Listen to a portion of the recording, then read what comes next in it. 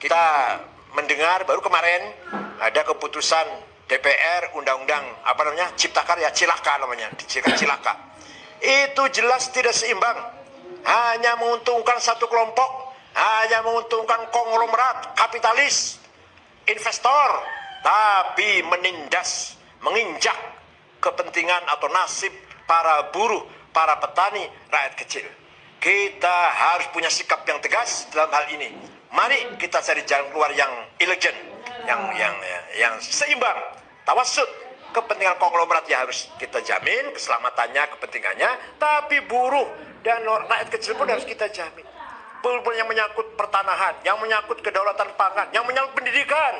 Pendidikan dianggap lembaga, pendidikan dianggap kayak perusahaan, seperti perusahaan. Ini tidak benar.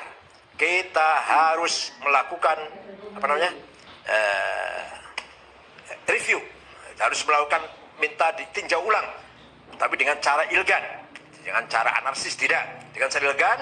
Kita harus bersuara demi warga NU, demi NU, demi wasatiyah, al-istimaiyah, moderasi dalam membangun masyarakat yang moderat. Tidak boleh mengorbankan rakyat kecil. Undang-Undang Dasar 45 yang masih jauh panggang dari api, apa istilahnya gitu ya, jauh panggang dari api, yang masih jauh dari implementasi. Undang-Undang Dasar 45 nomor 33 itu hanya tulisan di atas kertas, hanya tulisan hitam di atas kertas putih, itu dicetak berulang-ulang, disebarkan jutaan lembar, jutaan eksemplar, tapi tidak pernah diimplementasikan.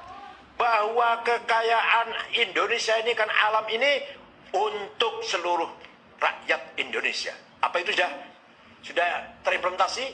Sudah terrealisasi? Sama sekali tidak. Sama sekali tidak. Bahkan yang kaya semakin kaya, yang miskin semakin miskin. Apalagi sekarang di era keterbukaan ini semakin bebas, liberal, yang diikuti oleh sistem liberal kapitalis. Ini semakin betul-betul nasib rakyat kecil, orang kecil semakin tertindas. Kalau lagi pilkada, lagi pileg, lagi pilpres, suaranya dibutuhkan. Rakyat kecil suaranya dibutuhkan. Tapi kalau sudah selesai, ditinggal.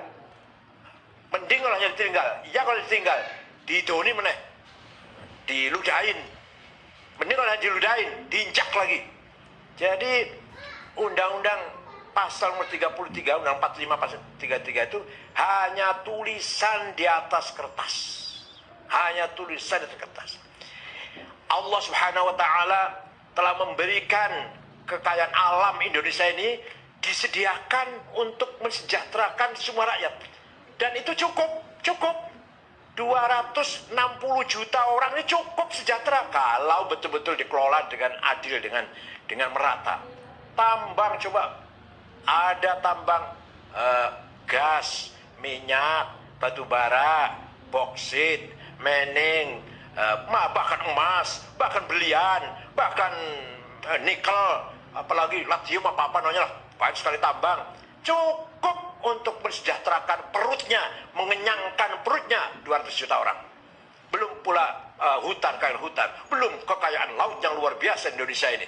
Bukan hanya ikan, tapi juga hal-hal yang berharga yang ada dalam laut kita, harga yang sangat bernilai. Itu semua hanya menguntungkan segelintir orang, menguntungkan segelintir jumlah orang.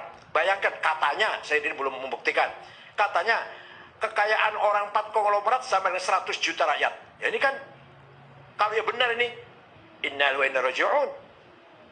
Coba kita lihat orang kaya, orang 50 konglomerat yang kaya ini. Apa ada orang NU? Satu pun tidak ada. Berarti kan tidak ada pemerataan sama sekali. Ada, sekali saya juga sering ngomong ini, sudah saya bosan sama ngomong ini. Ada pengusaha yang menguasai 5 juta hektar, tapi warga NU di desa 1 meter aja, 1 jengkal aja nggak punya. Para petani kita. Ini jelas sekali tidak membangun keseimbangan. Saya tidak anti konglomerat, tapi konglomerat harus melakukan reformasi cara berpikir, harus menjadikan kelas menengah dijadikan mitra, bukan dijadikan bawahannya. Kelas menengah harus menganggap mitra bagi kelas kecil. Kelas kecil harus merangkul, buruh tani, rakyat kecil, fuqara wal masakin, syagholin, ummal, buruh kecil, itu harus selalu bergandengan tangan. Tidak boleh konglomerat menganggap kelas menengah itu bawahannya atau sapi perahannya. Kelas menengah menganggap kelas kecil sapi perahannya, bawahannya, dan kelas kecil jauh dari fuqara wal masakin, tidak boleh. Oleh karena itu sekali lagi saya mengharapkan NU nanti bersikap menyikapi undang-undang yang baru saja diketok kemarin ini dengan kritik, dengan sikap kritis, tapi elegan. Tidak boleh menggunakan cara-cara anarkis. Tidak